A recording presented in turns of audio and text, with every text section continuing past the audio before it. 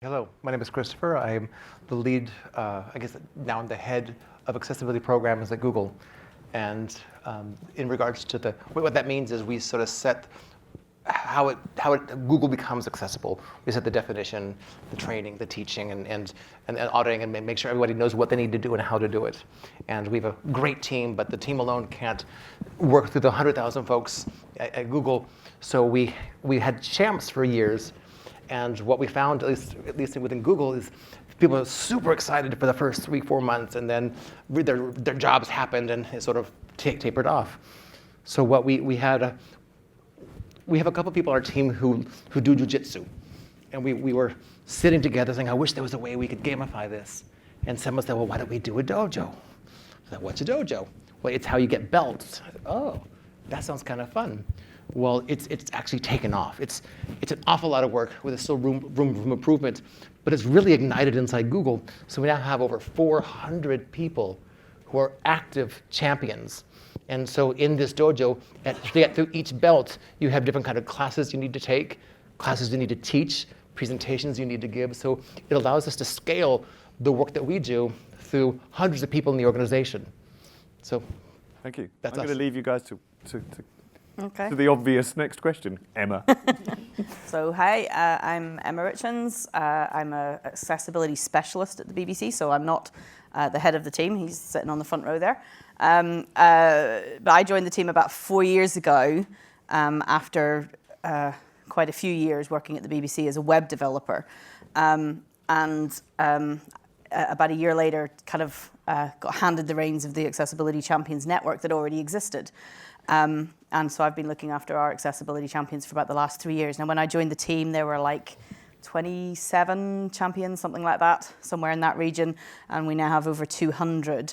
And probably an alumni of about 90 champions who are either have kind of backed away because their job role has changed in some way.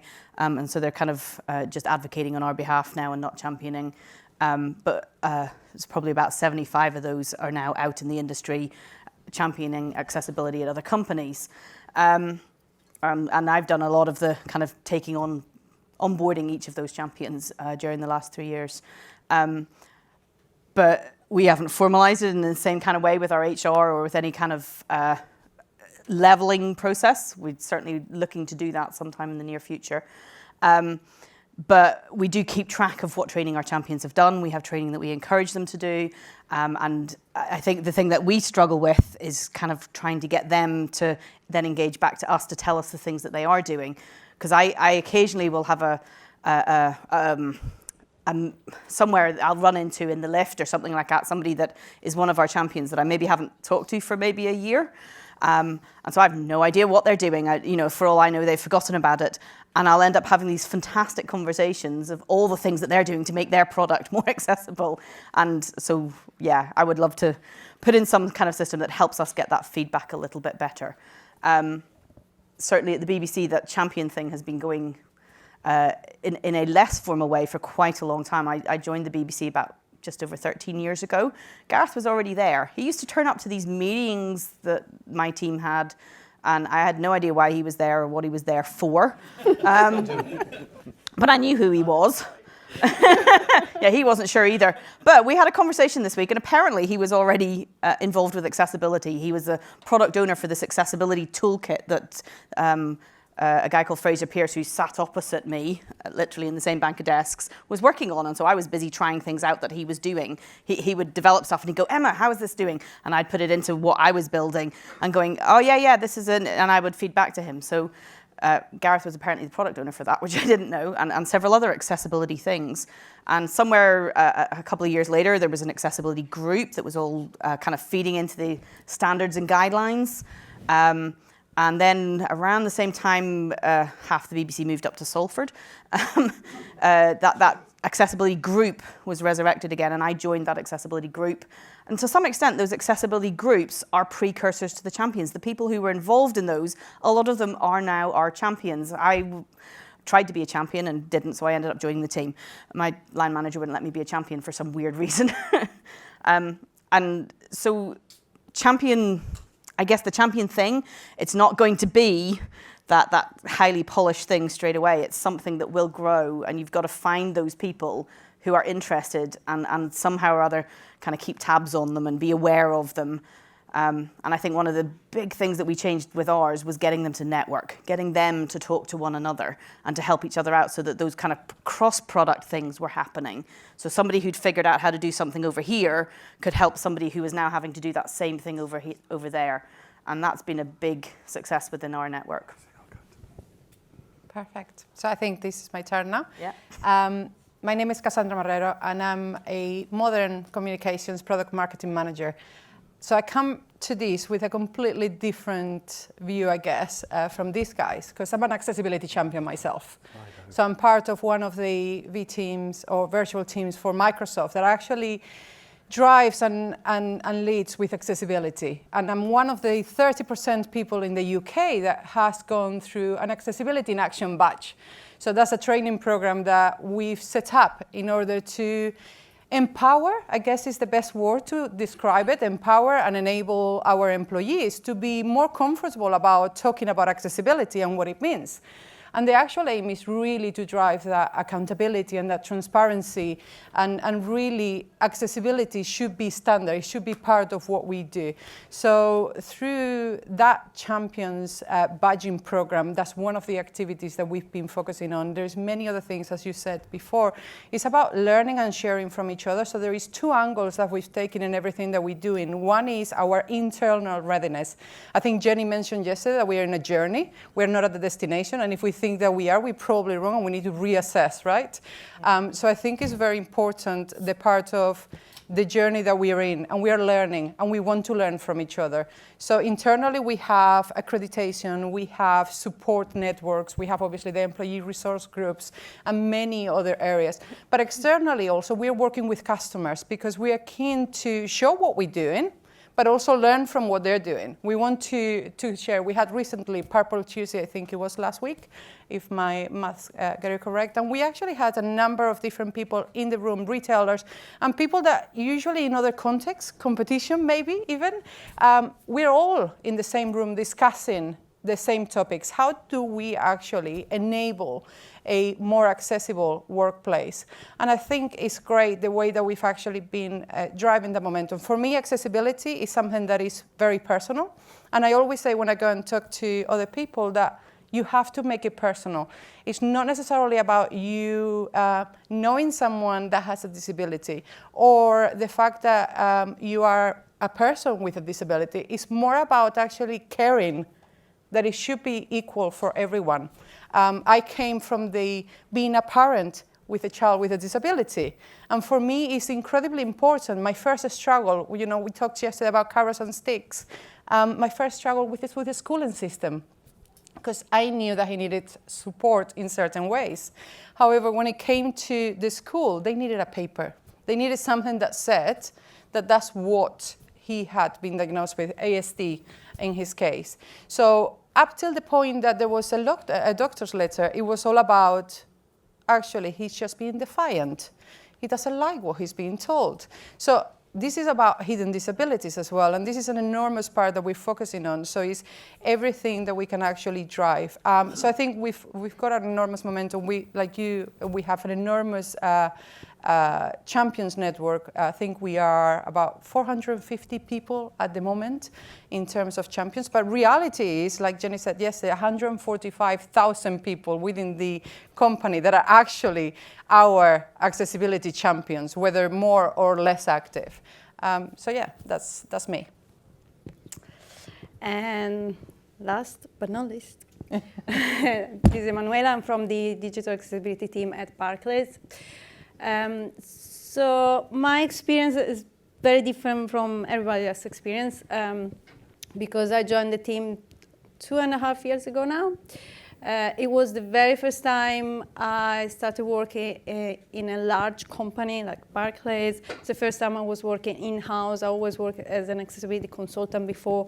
So it definitely was a challenging role for me to have in Barclays. And around 6 months after I joined the team, I was given a task to create an accessibility champion network. I was really excited about it. I thought it was really great, good idea, but I had no idea whatsoever how to do it.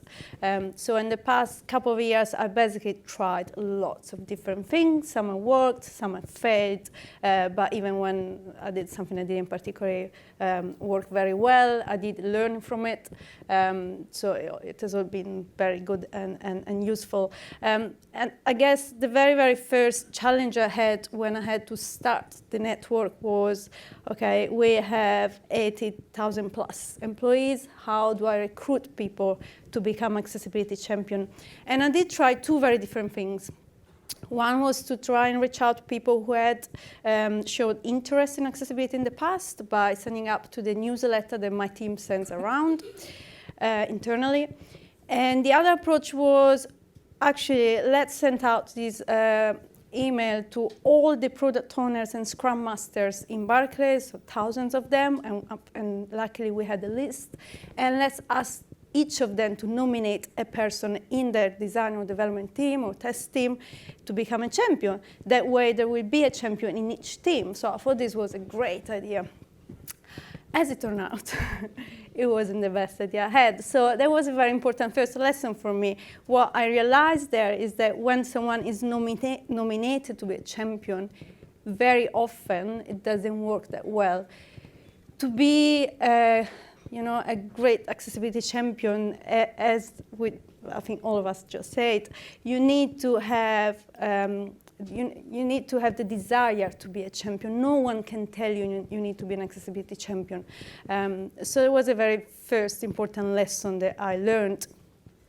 And then something else that I had to do, or I didn't have to do, but I tried out and worked out quite well, was outlining very clearly what the benefits of being an accessibility champion is. Even when someone has the desire to be an accessibility champion, I think it's very beneficial to actually explain that there are lots of benefits of being a champion other than doing the right thing clearly, such as you really get knowledge that will be very useful in your career. In any company you will move on later on. As there is, as we said, this momentum around accessibility, I hope that in the next few years what we will see is that all companies will start asking developers, designers, UX people, anyone really, to have accessibility knowledge and skills. So it's very useful to get this knowledge as you work in Barclays being an accessibility champion. So by highlighting some of these benefits, I managed to, I think, to get some more people interested in the role. But also what's probably most important is that these benefits could be used by the people who wanted to be a champion as selling point to the line manager. As Emma said, if your line manager does not support you in your role as champion, they won't give you the time you need to be a champion. They won't give you the resources you need to be a champion. So, for example, suggesting that the champion would add an accessibility objective in their yearly objective, I can't remember how it's called now, but at the beginning of every year, all employees need to set up the objectives they want to reach by the end of the year. If they actually add one or more accessibility-related objectives in their PD, that's how it's called, then the manager will have to give them the time and the resources to achieve those objectives. So these are some of the things that seem to have worked well when I was trying to attract champions. I guess the next challenge for me now will be, now that I do have, even not as big as your networks, but I have a network of champions in Barclays who care about accessibility. What do I do next? How I make sure that they keep on growing? How I make sure that they keep on being advocates for accessibility? So that's something that I was hoping I could learn from other companies here today. Cool. So I'm going to start. There are lots of questions coming up on here. I'm conscious you guys can't see that as easily as we can, but so I'll translate as well. But before we get to that, I'm just interested in yourselves and your roles and your work. What particular skills and knowledge do you think have been relevant? You obviously have some accessibility skills between you. But what skills are particularly helpful in terms of building the network? I mean, is it that you have to be the best person at accessibility and then you go and talk to them, or are there other skills that you're using? So if I go back the other way, Emanuela, what skills are you using day to day in the sense of growing the network and encouraging people from your own point of view? I think the most important, or the best way to approach this is to try and understand the constraints and challenges that your champions may have, because what's probably most frustrating for me to see is when we have champions who are really passionate. They may also have a lot of technical knowledge about accessibility. They really want to do it, and somehow maybe they're not given the time to do it. Maybe their line manager is giving them other priorities. Or there may be technical limitation with the platform they use, for example.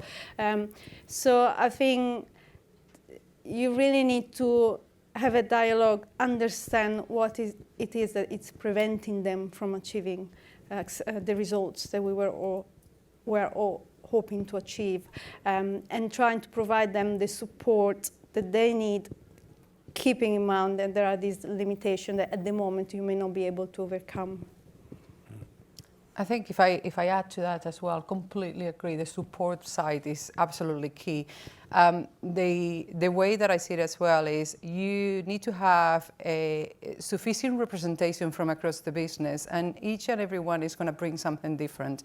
If we were all the same, then it would be a pretty boring world, right? We need to all, so it's not about everyone being technical. Some people may have better presentation skills, some people may be better people's person. It's about really taking the best out of each of those. And I think it's important because accessibility should play a part, if it's not already, in all of the areas of the business. So, if you're talking about marketing, it's about how do we go to market, every collateral that you actually put up.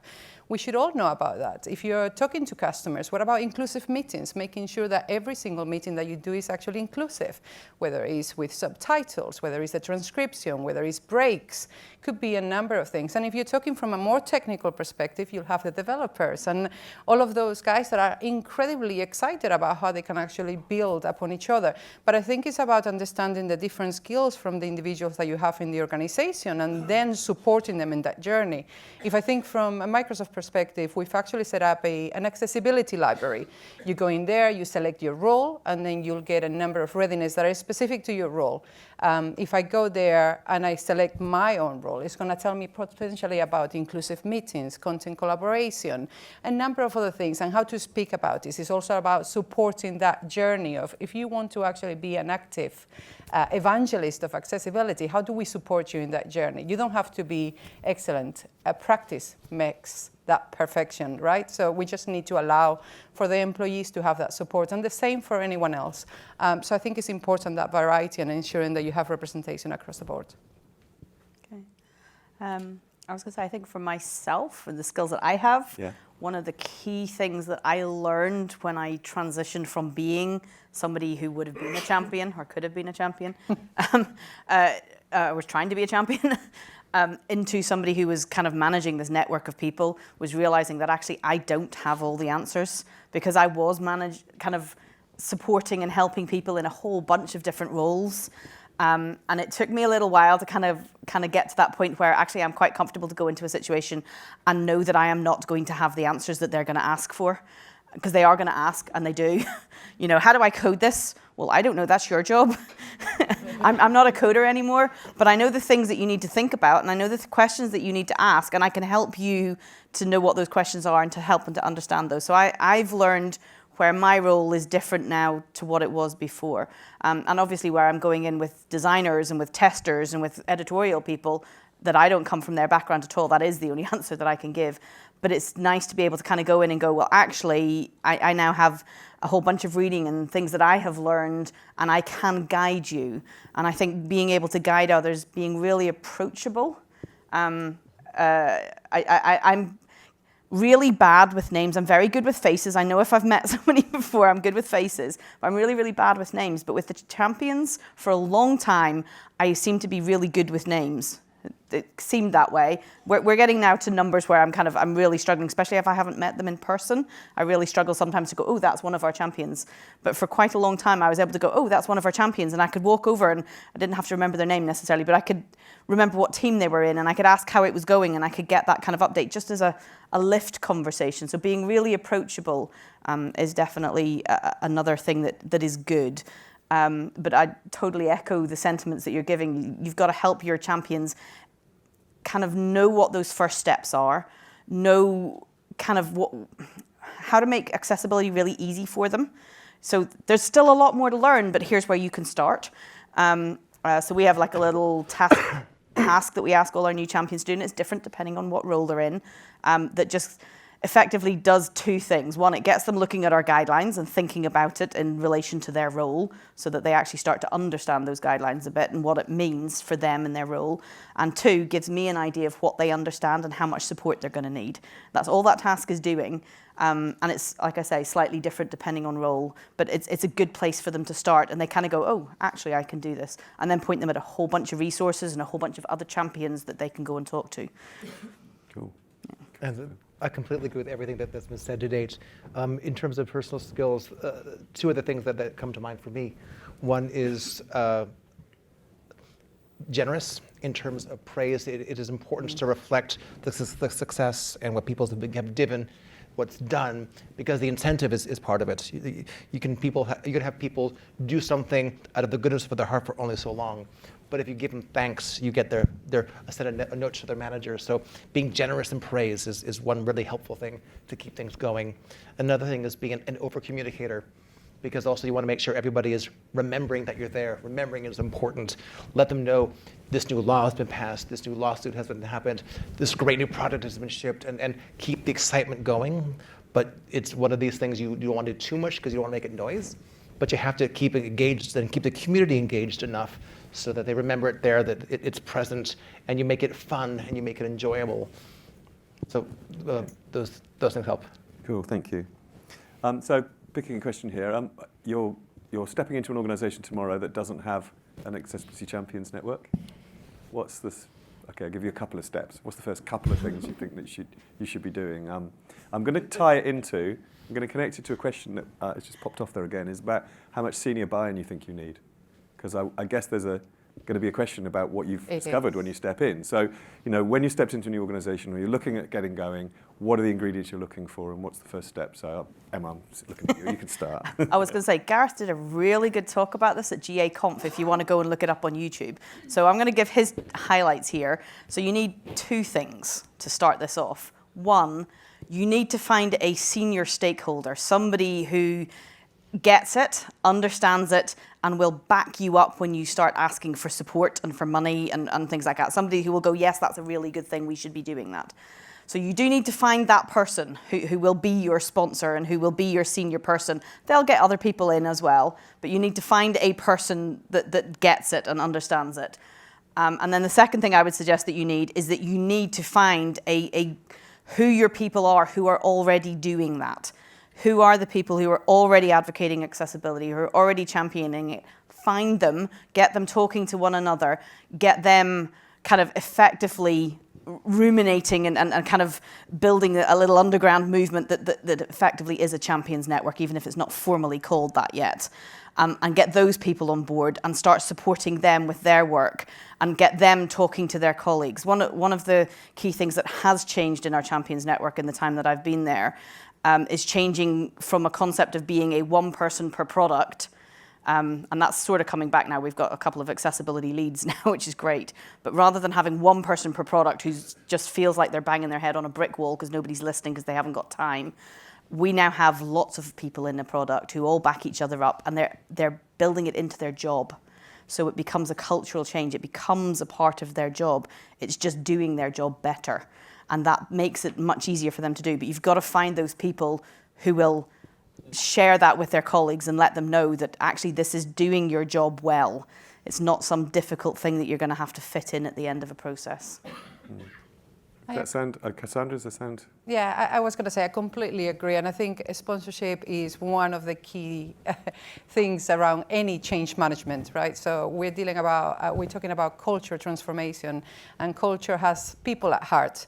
And when you're talking about people and changing the way that they're doing things, you need that sponsorship, because you're asking them to kind of take away some of their time and focus it somewhere else. The key thing I would say as well is you need to have your champions to have a purpose. So what is it that they're actually being asked to do? Why are they there? How are they going to do it? So if there is no clear purpose, it's going to be a little bit of odd activities, not intentional. So you really need to have that very clear from the beginning so that you can actually enable them to do their best. So I think those are the two ones. It was interesting because I had Michael Vermish, my colleague, actually shared with me a little story as to how things started off. 2005, I think it was the year, there was this mom of a 10-year-old that actually sent an email to Bill Gates and said, hey, my son is really, really clever. He's getting all of these things. However, he's being shut down for all of the courses that he's trying to apply because of his disability. Is there anything that you can actually do? Funnily enough, and to the surprise of this lady, Bill Gates did get, the office of Bill Gates did actually reply to them, offering a number of resources to actually enable it. And Michael was just telling me, 20 years later, this person is actually a developer, really well embedded into it. So it all goes about, you have to have that person in there on the top, but you can start it from the bottom too. So, you have the two approaches that work really, really well. So I think, that's from my end, purpose.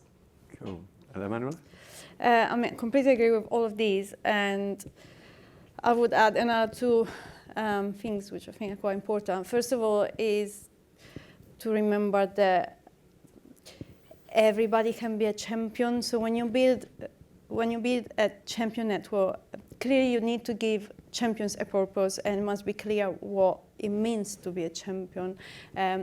But not all champions need to be developers or designers. Not all champions need to know all about accessibility. As long as someone has the will to advocate for accessibility, they're perfect to be our champions. So for example, in the champion network that I've created, we clearly have lots of people working digital, but we also have, for example, some of the champions are PAs.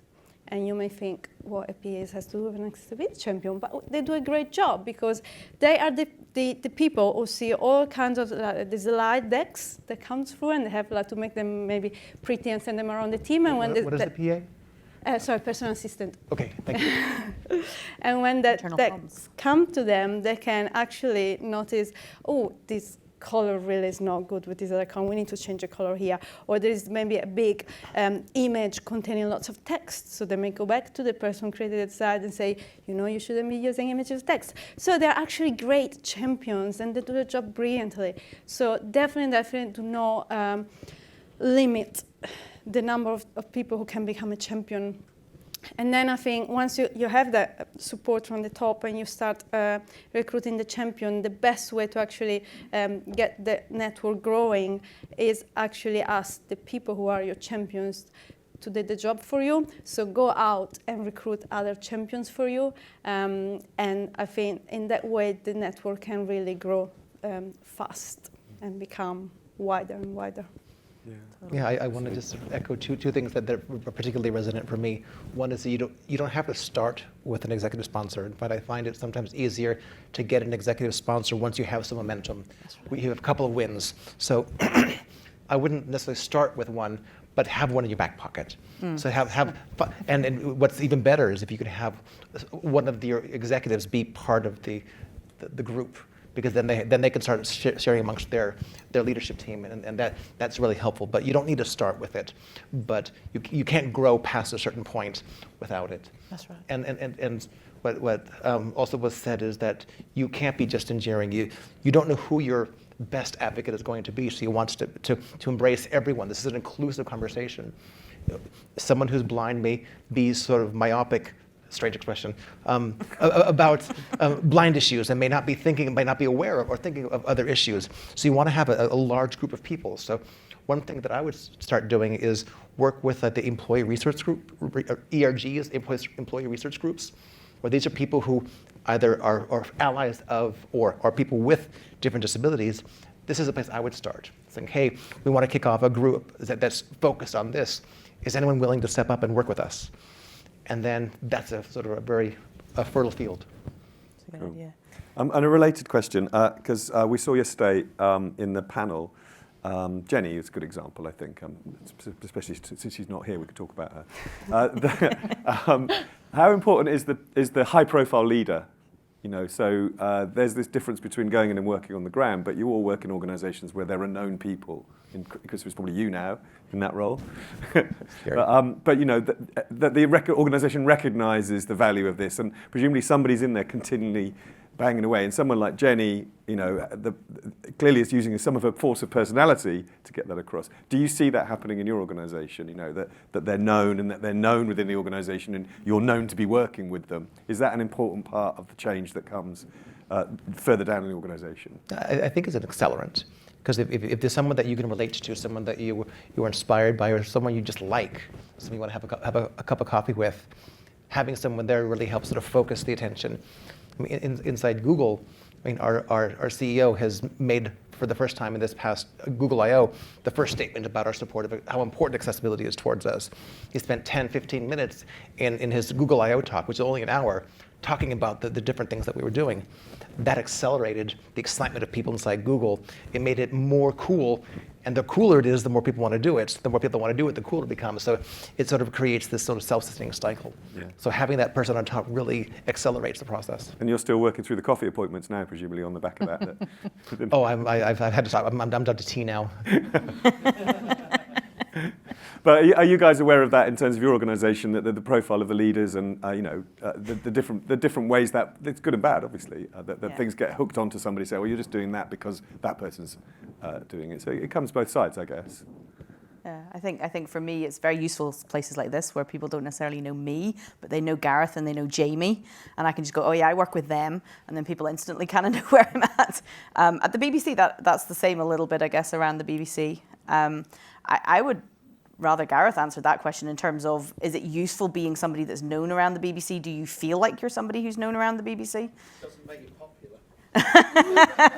This isn't a popularity contest. It's one of these things, because I've been banging on at this for 15 years now and set up the accessibility team and stuff, but that's not me. I mean, the person that is always that person is the Director General of the BBC, and this is why I'm kind of, in some ways, we've kind of been privileged, because it's actually in our Royal Charter that the BBC is for everyone, and accessibility enables it to be for everyone. So you just turn around and just say, well, yeah. I mean, at one point I did try and actually get to the job title of Head of Everyone. Quickly rejected. It was always worth asking. But yeah, it's one of those. And every single Director General that comes on just always talks about this, because it's inherent within the organisation, and you just contextualise it and say, well, you've said it and I'm helping enable that. And then you realise the entirety of the exec board are those people. And so there is a board level executive champion, and all they do is keep that conversation and reporting and understanding. And we've had, the last two have been the Chief Financial Officer, which is an incredibly useful person to have as an accessibility champion when they've got all the money. And now it's the Director of Policy. But it's the one that just wants to take it up, and they want to learn about this, and they want to just turn around and say, well, yeah, I'm the advocate. They never wade in. It's not a policing thing. And it just reinforces culture. And I think some people have mentioned culture or through it. That is the key to all of this. And it's not about necessarily an individual, but if they can reflect that culture and encourage that culture and be an example of that culture, then individuals are very useful. Great, thank you.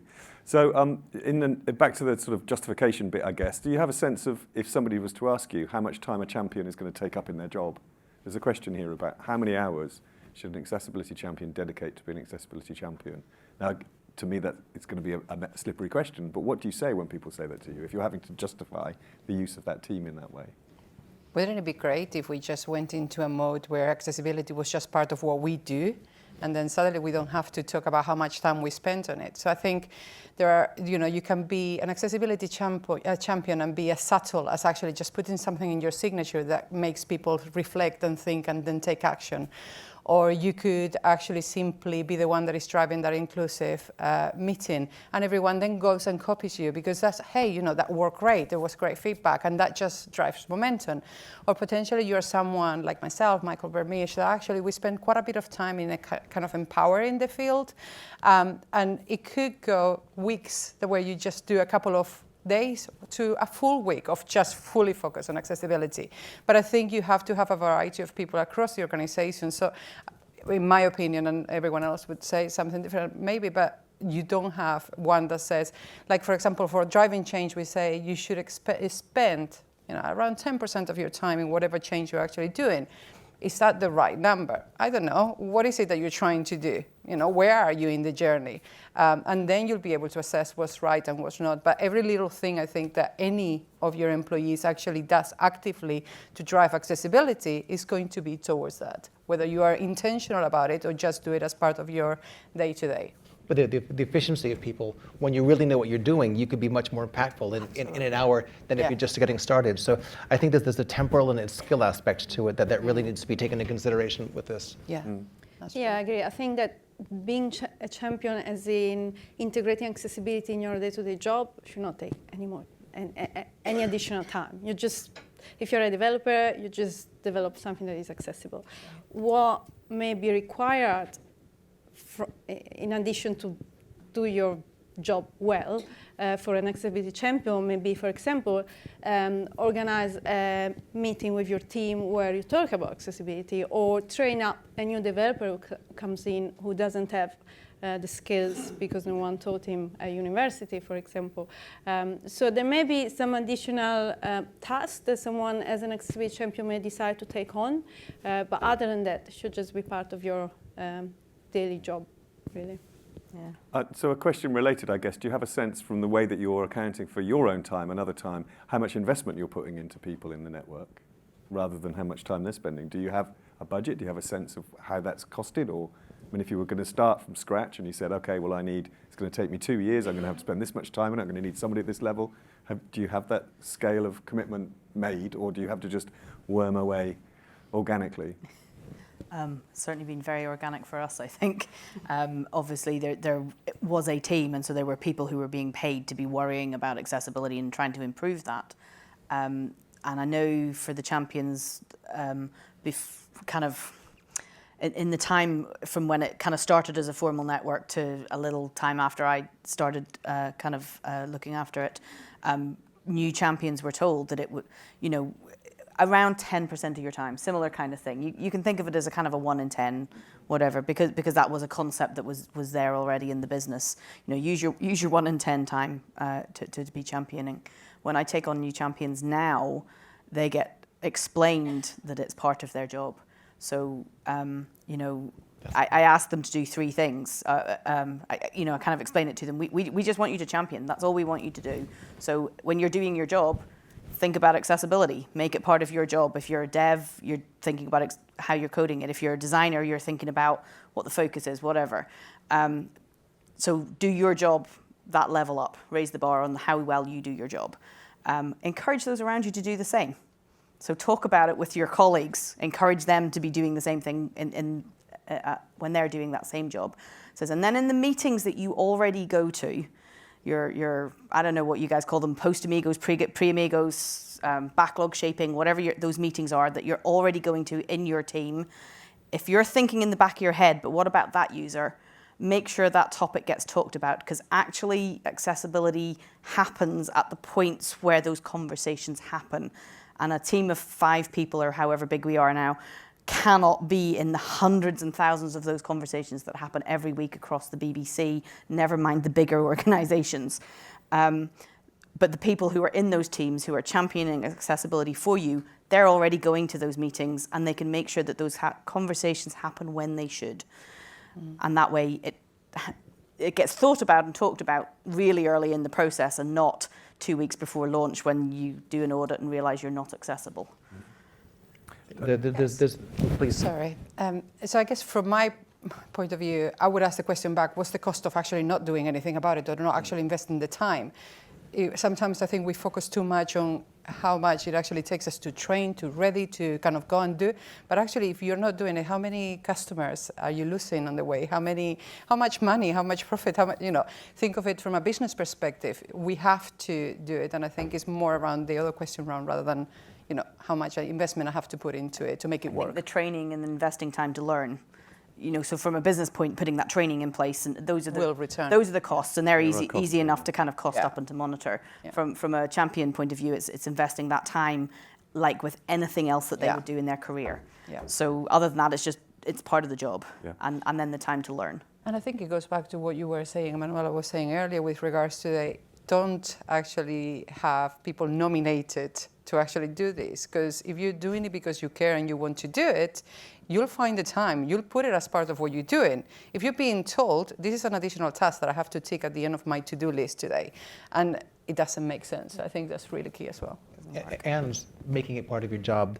Our champs, our dojo is not part of their job. This is their what your 1 in 20 are 20%. But if you can make it part of your job, then you have that much more incentive to do it and to do it well, because you're actually being critiqued on it. That's right, yeah. So there's a related question, I guess, the other way around. I'm still in bean counter mode here. How do you measure the impact of what you're doing in that case? I mean, particularly where you're saying it doesn't even have to be part of somebody's job. You're looking at their passion and their interests. How do you measure the impact of that? Do you measure the impact of it? I don't know if you would call it a measurement, but when I moved into the team 4 years ago, we were still getting asked to do audits. We were still getting complaints from the audience, a lot. We were still having pushback, huge pushback from products and teams. We don't have time for that, we'll do it, we'll worry about it later. That was very much the culture.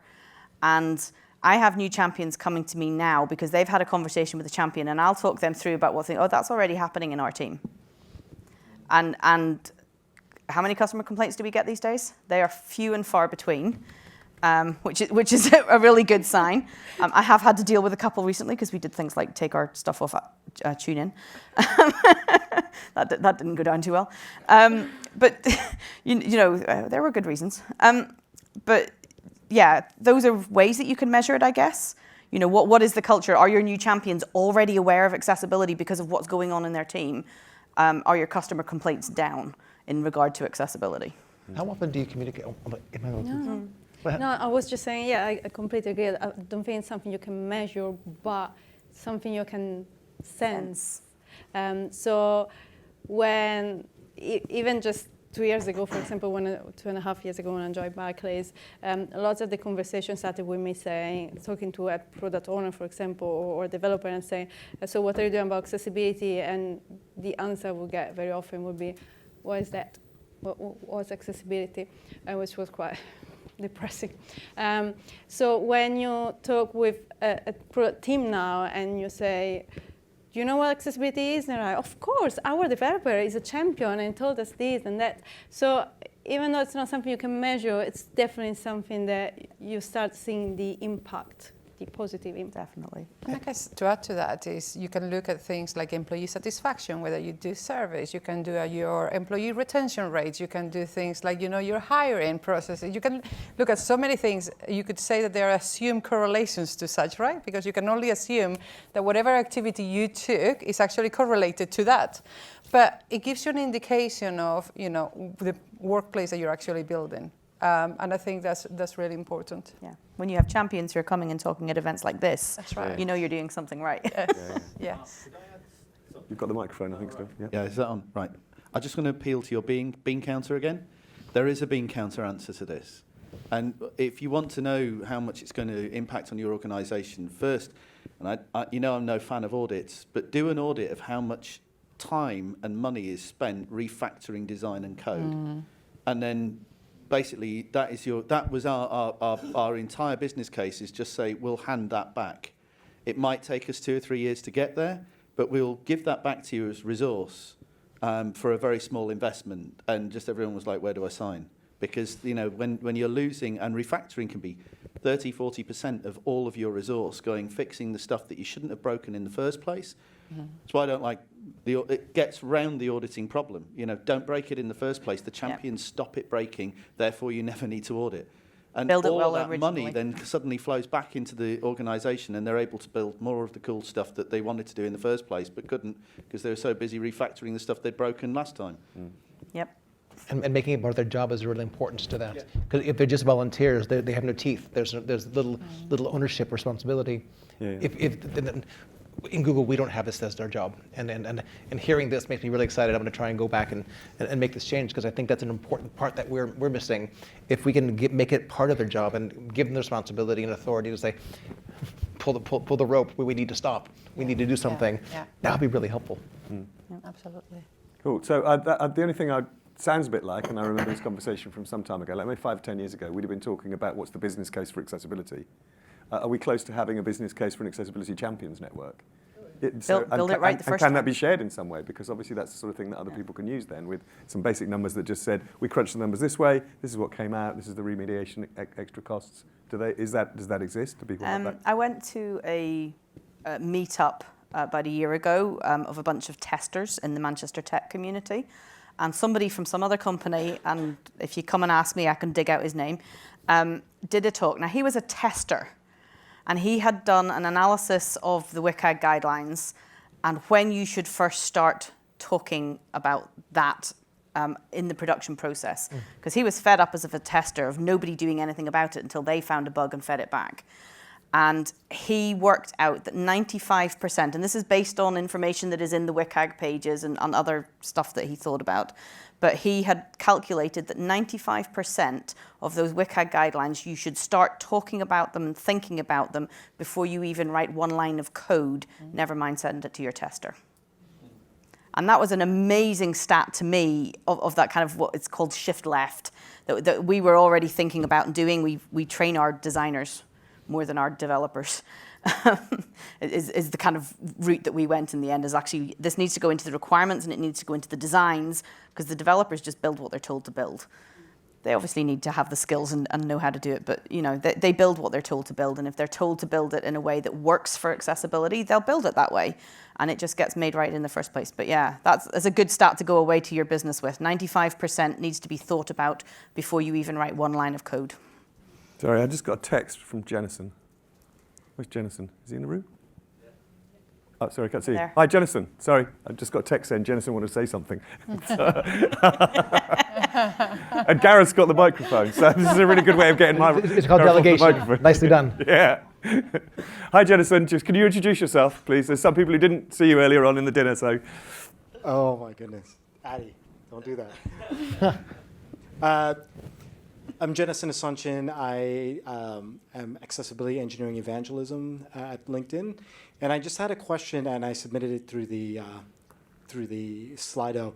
But I'm wondering if any of you have different levels in your champion program, and if you do, if you could describe like what level 1 it looks like, what level 2 looks like, that kind of thing. I can go last. Actually, the other question I can add is people want to know whether they get a belt with your dojo. Okay, so anyone want to? You can go last with that one. I actually would like to, Michael would be able to actually cover this if we could. Of course. I was going to say, while we're doing that, You carry on. we don't particularly have levels, but to some extent we have kind of different roles. So we have champions who are doing that championing. It's people who have kind of stepped back from that, who are no longer actively championing but are still on side, or are just people who are on side. We kind of refer to as advocates. It's not really a formal program, but that's how we refer to them. And we do have, like I said, a couple of people who, because they've been such brilliant champions, have now been put into a formal role of being an accessibility lead within their product. So they're working on it either full-time or kind of 50-50 agreement with their... And I'm hoping we'll get a few more of those. But there are kind of levels. And then the next level up is our team. So we don't have very many levels. So that's their actual role? Their actual job title is accessibility lead within their thing. So whether they're a developer or another role, they're an accessibility lead. So we've got a couple of those now. But that came from them being such brilliant champions. Michael, tell us about Microsoft. So we do. Is this live streamed? Yes. So nobody at Microsoft knows this yet. No, they So don't know. this is a problem. So we're going to announce this at International Day for People with Disabilities at Microsoft UK. We've developed a badge system where people can earn badges, and those badges will represent levels. Typically, it will be obviously at this point in time, but we're thinking of next levels, 1, 2, 3, 4, where one will go that you know the basics, so you know how to present in an inclusive way, you know how to communicate in an inclusive way, all of those kind of stuff. And then number 2, that you genuinely do that as a practitioner and actually be proud doing that, and you tell people. Number 3 is then how you actually implement that in your job and bring that forth in your contacts with your customers and so on. And number 4 is then when you're getting, at this point in time, to the people like Casandra who are genuinely working in the field and things like that. Obviously we will, because we're seeing that this is, people are, because of the gamification and things like that, people seem to lap this up. So we are going to heighten the bar and get more challenges as we go. Turn it up to 11. Absolutely. Cool. Yeah, so in Google we have a dojo, and I was just confirming with Austin that we have 5 levels, and we actually have 2 ways of referencing 1 through 5, because some people don't know the belt colors like me. But I know that black belt is the best. And there's white belt, white, brown, red, blue, and black, or change these around. The fact is, because I don't know, many other people won't know the order of the belts, but for the people who care about the order of the belts, they know. And that matters. Like, I'm number 4. That sounds really weird. But if I'm a black belt, that sounds awesome. So having this relationship of because we actually started with badges, and we realized this with the different designs on the badges, and understand the relationship with them and the through line was really hard. And then we had numbers, and then we thought it was effective, but we wanted to spice it. So then we did the dojo. And no, we don't yet have belts, but I'm trying to get us to do it. My dream is that we actually have a belt, and you put little badges on your belt. So because then you only have to buy 1 belt. It's much cheaper that way. But the important thing is it increases engagement, and it increases responsibility. And to your point, this is the best way to hire into the space. If you have someone who's taken the time and effort to be black belts, when you have a job listing, that's who you go talk to. Because they're trained, they're passionate, and they're exactly the person you want to come up and be part of a team. So for us, that's not why we do this. We do this because it's just way more work than any one person or any one team, no matter how big you are, can do. You want to spread it around. But to really move things forward, as you were saying, you actually want to have these dedicated leads of accessibility in these different program areas, because they actually have the authority, they have the ability, they can go and complain. Me, Goff, in a completely different product area, leave us alone. But if someone inside the room is there saying, I'm in the meeting at the right time, I asked the right question, you can really cause change. So this dojo program, this champs program is a great way to bring everyone together, train everyone, make them passionate, and have them be in the room. And when they're in the room, you can make magic happen. Fantastic. Oh. Right, so we are... there was one question. One more question? Up there. I'm sorry, I can't sell these T-shirts. These are made by... Well, there's 18 people who want one on here. That's why I wanted to I'm sorry, you have the bags. This is technically not a we're streaming this. Oh, shoot. Okay, we're not supposed to have a Google logo not in the Google colors. And so this is contraband. You understand? This is technically contraband. So you've broken the embargo, and you've been caught with illegal T-shirts. Well, no, but what's even better, if you look at your bags that you got yesterday, you all have the same logo. Actually, you have the new one of So we can the same stitch them logo. onto a T-shirt. If that's your style, yeah. But it's not something that we're technically supposed to do, so we can't sell it. And I'm not going to give you mine because it's cold outside. I'm sorry. But the swag, the things is part of the bribery that makes these dojos, these things so well. You want to make it fun. You want to make it interesting. You want them to be able to show off. So we have stickers. We have T-shirts. We have mugs, water bottles, beanies. This is where you need the money. This is why you need the executive sponsor, because if you're going to do this kind of gear, you need to have somebody willing to cut a check for it. That's right. So you can do it without, but when you have something that people can look at, then it sort of increases the visibility of it. And so, oh, that's cool. I want that sticker on my laptop. How do I get that? And so it sort of builds up the reputation and builds the momentum. Cool. Sorry. Great. As you probably guessed, this session could have gone all, and there may be another conference in this one. So thank you all for your questions. Just to remind you that we archive the questions at the end of the Slido, and we'll do our best to answer as many of those as possible anyway. I think we covered a lot of it, but we certainly got an amazing set of responses from our panel, so I'd like to thank you all a lot for that.